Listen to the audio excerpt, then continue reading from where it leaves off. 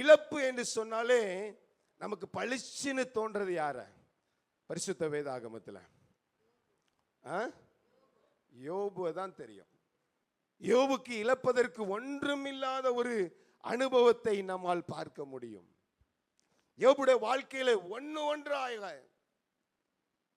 பாதிப்பு என்று வரும் பொழுது ஒவ்வொன்றாக வருகிற ஒரு அனுபவத்தை நம்மால் பார்க்க முடியும்.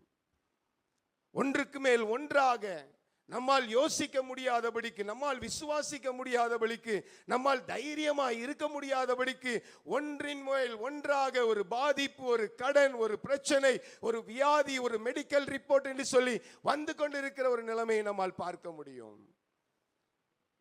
அந்த நேரத்தில் இழந்து போன நிலைமையில நீங்க என்ன நினைக்கிறீங்க? ஆண்டவர் என்ன செய்ய போகிறாருன்னு எத்தனை பேருக்கு தெரியும்? உங்களுடைய வாழ்க்கையில நீங்க என்னெல்லாம் இழந்திருக்கிறீங்க? உங்களால ஒரு லிஸ்ட் போட முடியுமா? என்னுடைய வாழ்க்கையில நான் இதெல்லாம் இழந்திருக்கிறேன். படிக்கிற பிள்ளைங்க சொல்ல முடியுமா? எனக்கு இந்த சப்ஜெக்ட்ல இந்த எக்ஸாம்ல நான் இதை இழந்திருக்கிறேன்.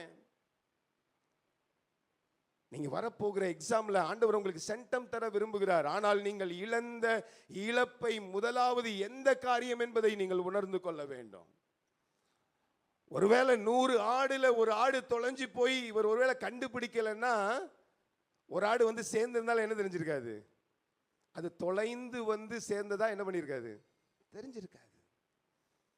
இழந்த விஷயத்தை நாம் உணர்ந்து கொள்ளவில்லை என்று சொன்னால், இழந்து போகிற காரியத்தை நாம் சரிபார்த்து இந்த காரியத்தில் நாம் இழந்திருக்கிறோம், குறைவாயிருக்கிறோம், குறைபட்டு இருக்கிறோம் என்று சொல்லி நாம் உணர்ந்து கொள்ளவில்லை என்று சொன்னால், அந்த இழந்த காரியத்தை கர்த்தர் நமக்கு இரட்டத்தனையாக ஆசீர்வாதமாக தரும் பொழுது நமக்கு ஆண்டவருக்கு நன்றி சொல்லவே என்ன பண்ண முடியாது?